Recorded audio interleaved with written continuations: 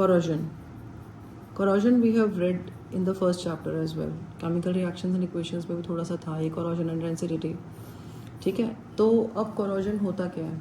Any idea? बताओ, किया था ना, आयरन पे रस्ट लग जाता है.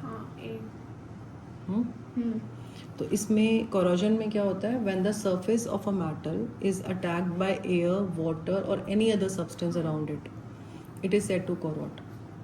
ठीक है, जैसे कोई मेटल है, कोई भी आर्टिकल हो सकता है, आपका आयरन का आर्टिकल हो सकता है, आपका कॉपर का आर्टिकल हो सकता है, एल्यूमिनियम का आर्टिकल हो सकता है, सिल्वर आर्टिकल हो सकता है. सिल्वर की ज्वेलरी होती है ना, आपने नोटिस किया वो ब्लैक सी हो जाती है कुछ टाइम के बाद. और कॉपर के जब यूटेंसिल्स हम नए नए लेकर आते हैं तो कैसे गोल्डन ब्राउन कॉपर इतना अच्छा बढ़िया शेड होता है ना, ब्राइटनेस इतनी ज़्यादा होती है.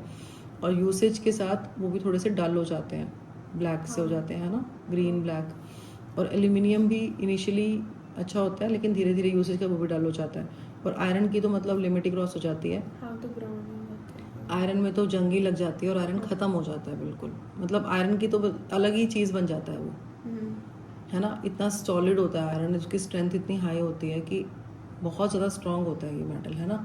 लेकिन जब इसमें रस्ट लगता है तो ये बिल्कुल पाउडरी फॉर्म में आ जाता है कि इसको आप हाथ से भी तोड़ सकते हो, है ना.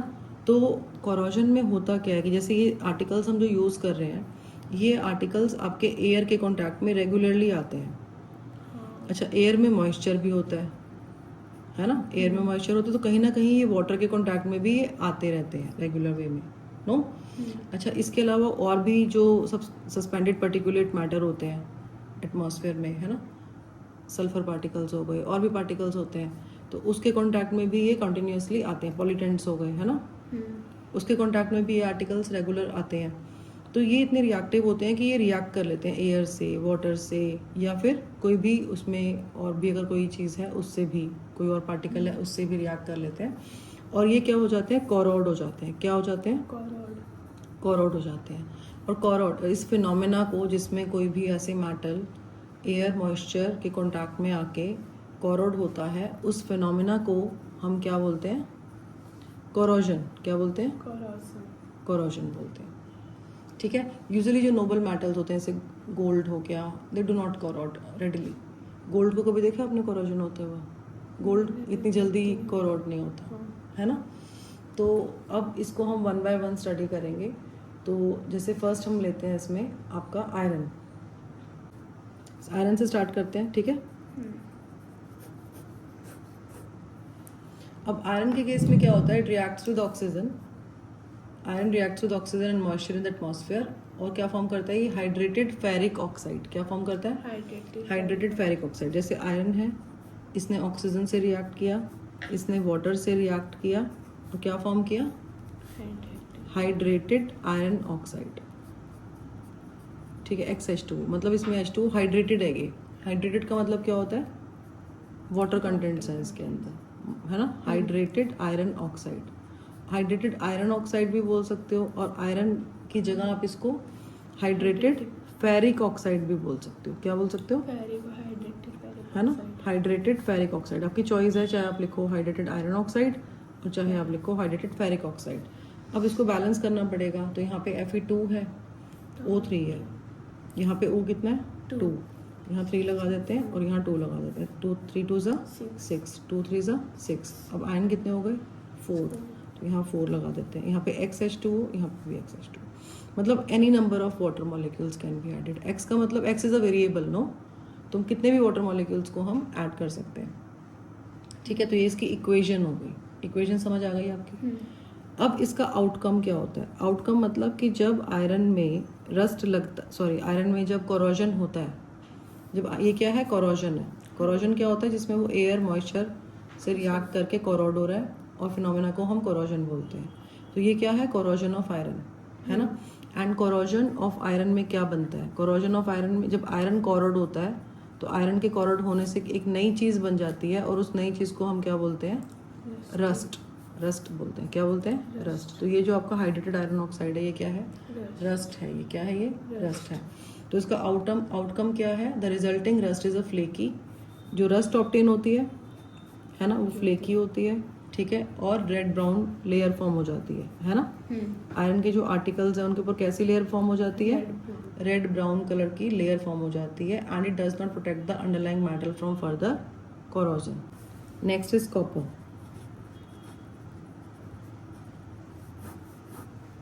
कॉपर का सिंबल क्या होता है, C, capital C small U. क्या सिंबल होता है, capital C small, capital C small U.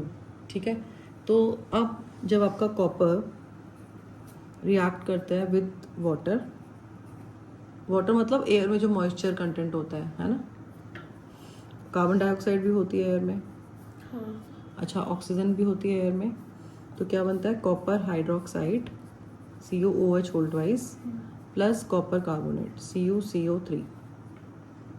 ठीक है, दिस रिएक्शन टेक्स प्लेस।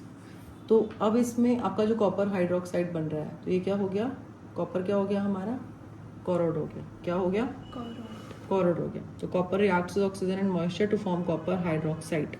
ठीक है, अब आउटकम क्या है इसकी, इससे क्या होगा, कॉपर क्या हो जाएगा, कोरोड हो गया, उसका कलर चेंज हो जाता है ना। क्या चेंज हो जाता है उसका कलर, कैसा कलर हो जाता है उसका, ब्लू ग्रीन, कैसा कलर हो जाता है, ग्रीनिश कलर हो जाता है, हाँ, ग्रीन सा हो जाता है, फिर उसको हमें क्लीन करना पड़ता है ना। Next is silver. सिल्वर का सिंबल क्या होता है, कैपिटल A स्मॉल g। ठीक है, अब सिल्वर के केस में क्या होता है, सिल्वर रिएक्ट करता है हाइड्रोजन सल्फाइड के साथ, किसके साथ रिएक्ट करता है, हाइड्रोजन सल्फाइड के साथ, और ये फॉर्म होता है हमारा silver sulphide and plus hydrogen gas इसमें इवॉल्व होता है।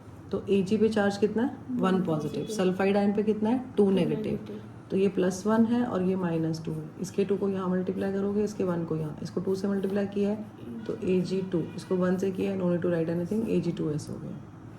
ठीक है, अब इसको हम बैलेंस कर सकते हैं, तो यहाँ पे Ag2 है तो ये 2Ag हो गया, 2Ag प्लस H2 है, यहाँ पे भी H2 है, एक सल्फर है, एक सल्फर यहाँ पे भी है, तो आपका क्या बन गया, सिल्वर सल्फाइड बन गया। क्या मिल गया आपको, सिल्वर सल्फाइड। ये किस कलर का होता है, ब्लैक। किस आपकी सिल्वर की ज्वेलरी ब्लैक हो जाती है ना, सिल्वर की ज्वेलरी कैसे हो जाती है, ब्लैक हो जाती है, that's because of the layer of silver sulphide. ठीक है, नेक्स्ट इज एल्यूमिनियम। एल्यूमिनियम का symbol is capital A small l। ठीक है, अब aluminium reacts with oxygen in the air to form thin stable layer of aluminium oxide. कैसे, जैसे aluminium है, ये ऑक्सीजन से रिएक्ट करेगा और क्या फॉर्म करेगा, एल्यूमिनियम ऑक्साइड फॉर्म करेगा। इसको हम बैलेंस कर सकते हैं, Al2O3 पता है ना कैसे बनता है, कैसे बनता है, मतलब इसमें Al2 है तो आगे जाके 2 हो जाएगा, नहीं, Al पे चार्ज कितना होता है, 3 पॉजिटिव, ऑक्सीजन पे 2 नेगेटिव, यहाँ +3 है, यहाँ पे -2 है ना। इसके 2 को यहाँ मल्टीप्लाई करेंगे, इसके 3 को यहाँ मल्टीप्लाई करेंगे, तो ये आपका हो गया +6 और ये क्या हो गया -6। तो Al को किससे मल्टीप्लाई किया, 2 से, Al2O3 आ गया। अब इसको बैलेंस करना भी आना चाहिए हमें। ऑक्सीजन कितने हैं यहाँ पे, यहाँ पे कितने हैं, 3, एक इवन है एक ऑड है, इसके आगे 2 लगा दो, इसके आगे 3 लगा दो। अब ऑक्सीजन कितने हैं यहाँ पे, 6, यहाँ पे कितने हैं, 6, एल्यूमिनियम कितने हैं, 6 हो गए ना, 2 3 से 6, एल्यूमिनियम कितने हैं यहाँ पे, 2 बेटा 2 2 से 4, एल्यूमिनियम कितने हैं, 4, तो यहाँ पे क्या लगाना पड़ेगा, 4। तो एल्यूमिनियम ऑक्साइड की लेयर फॉर्म हो गई। अब इसके केस में थोड़ा सा अलग है सिचुएशन। इसके केस में क्या होता है कि ये जो लेयर फॉर्म होती है ना, this layer is quite stable. ठीक है, and it protects the further corrosion. ये उसके आगे कोरोजन होने नहीं देती, मतलब एक ऊपर लेयर बन जाती है और जो नीचे वाला एल्यूमिनियम है वो हमारा उससे सेफ रहता है, मतलब protects the aluminium from further corrosion. ठीक है, सो ये जो ऑक्साइड की जो लेयर बनती है, it adheres tightly to the metal and it protects the aluminium from further oxidation या further corrosion you can say. ठीक है, क्लियर है, कोरोजन आ गया समझ, कोई डाउट तो नहीं है।